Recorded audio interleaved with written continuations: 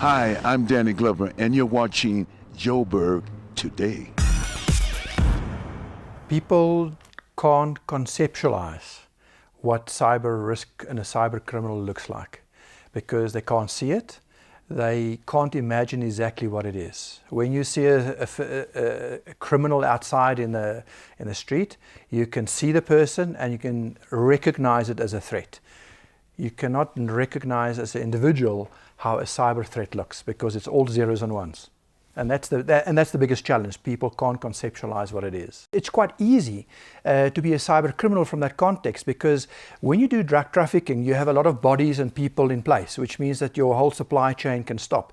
But I can, for instance, sit in Australia or sit in Belarus or wherever, and I can actually be a cyber criminal to someone sitting in Zimbabwe or South Africa or Botswana, which means that with the bilateral agreements that are in place all over the world, it is very difficult to catch a cyber criminal. And so think about it. If you go to Europe, you go there with a passport and a visa and everything else to identify yourself, to say, this is my identity and I am allowing you to come into our country. We're not doing that with internet traffic. You can come into our country, there's no control over it. I mean, the Chinese are doing it quite effectively, where they've got firewalls and they will control what comes in and out of the country. Dubai does that as a city very effectively. So I think there's more of those kind of initiatives that probably could take place, but it's finding the right balance where people feel that their rights have not been taken away. We don't want legislation probably like in the US or so, but the Patriot Act and so on, but maybe a bit more control over what are we allowing onto our shores and what are we allowing to go out of our shores for the best of our country and our citizens as a total. Cybercrime is larger than total drug trafficking all over the world. And the reason for it is that it's not small transactions, it's usually large amounts of transactions. And the consequence of one transaction has a huge effect on the organization. So there's like billions, but as I say, $2.4 billion or so that's being lost a year or so. The French is now bringing in legislation up to the age of, I think it's 14 or 16, where kids are not allowed to have smartphones or phones at school level, which means they can have it at home, but they may not have it at school.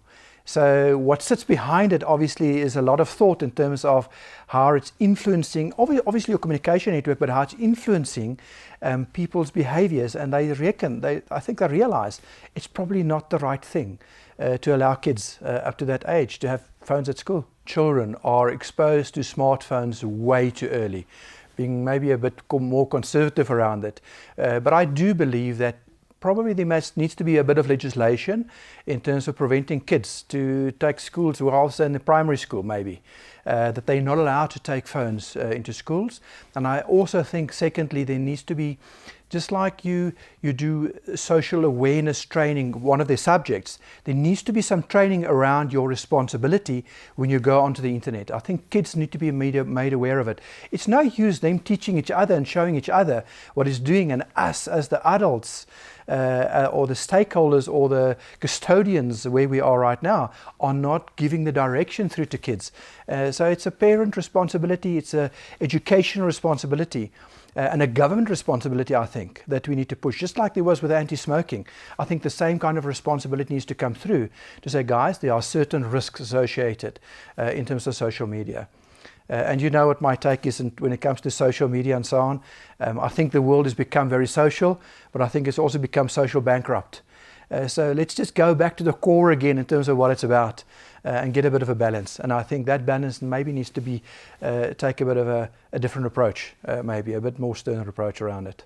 Cybercrime is a difficult concept. So I think there are four basic things. Is make sure you've got a good antivirus, let's call it antivirus, but a security product installed on your computer.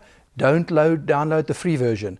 A free version might be a cybercrime syndicate's software that they lured you into to download. So buy a proper antivirus software.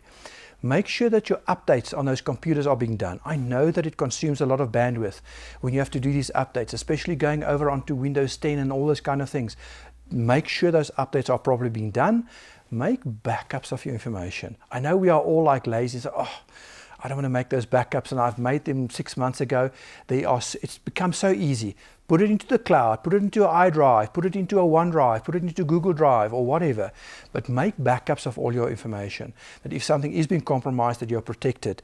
And then be careful on which links you click. Just ask yourself the common sense question. Does it make sense? Did I really win the lotto again? So just ask yourself the question, does that email make sense? Do I really know that person? The fact that he sent you a mail doesn't mean that you know the person. So ask yourself, do I know this person? Rather take an approach of antitrust whilst you are looking at your mails and looking at your web browsing, than saying, oh, I trust that person because they addressed it to me, and look at this very nice sentence, they even called me by my name and my ID number, or whatever the case may be. It's very easy to go and find that information because you probably shared it on your Facebook or your LinkedIn profile anyway. So it's very easy to go and find all that information. When you look at data, data is the goal. Data is the core of what the business is about. It's the confidentiality of the information, it's the integrity of the information, and the availability.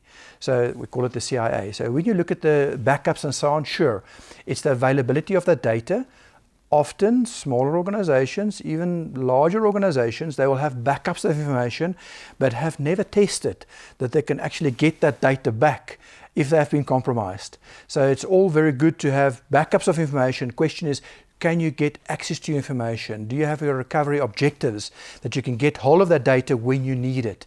And that's what's critical. So it's more than just making backups for larger organizations. It's also putting that whole war book together from a governance point of view in terms of how do we go about to make sure that our information's integrity is always intact. It's confidential, so we only give people access to it who needs to get access to it without limiting them to make decisions and drive the business. And then the data always needs to be available. It doesn't matter where it's available, whether it sits in cloud, whether it sits on as a server on your premises, it doesn't matter. But look at the architecture in terms of how you handle that to make the data available whenever it needs. It's not about the backup per se. It's having the data available at the right time for the right people.